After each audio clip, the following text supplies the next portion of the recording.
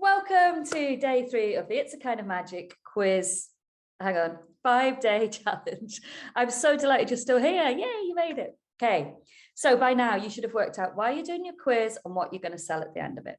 You should have a decent hook, which is something that's going to attract people to take the quiz in the first place, and a promise, really important, a promise that tells them what they're going to get for taking the quiz, which also leads them to ultimately buying your offer. Okay, day 3. We're going to talk about outcomes. Now, I'll talk interchangeably about outcomes and results. So just for clarity, outcomes means the result that someone gets at the end of the quiz. You are a blah, whatever it is, or you should do blah, whatever it is. Results, when I talk about them, I mean the detail that you give to your quiz taker, which then encourages them to buy. But don't worry about that for now. We're going to talk about that on day 5. Okay, outcomes. How do you work them out? This, I promise you, is way, way easier in practice than it is to explain, but bear with me. Imagine this, you've got a party, you've invited all your favorite clients or customers, the people you want to sell to, in a big room. There's Prosecco, canapes, something non-alcoholic for those kind of people, but they're all in a room together. How would you separate those groups of people based on what your quiz question or your quiz hook is? Okay, to make it really simple, imagine I'm selling t-shirts. I have a pink, a blue, and a yellow. So they're my 3 offers. And my quiz question is something along the lines of, what is the perfect t-shirt for you? So I'm like, well, I have 3 things to sell. I'm going to sell them a blue, a yellow, or a pink. So that's how I split them up. So it's quite easy with an e-commerce quiz when you have a different product for different people.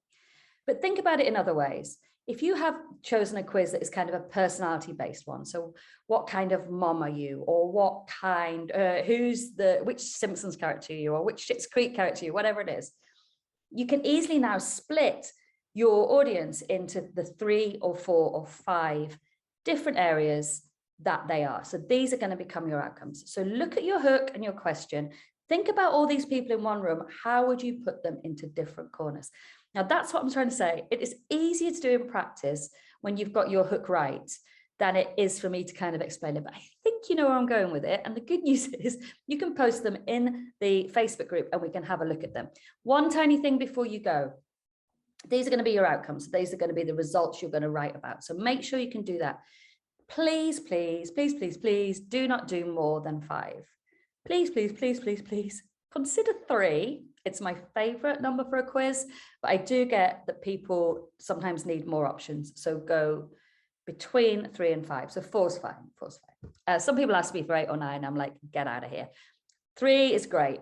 And 3 for the purposes of this today would be brilliant. But I do get that you may not be able to limit your audience into 3, but please do not try to go more than 5. Okay, so I want you to split your audience, your ideal audience, into 3 to 5 different categories based on the hook that you came up with yesterday.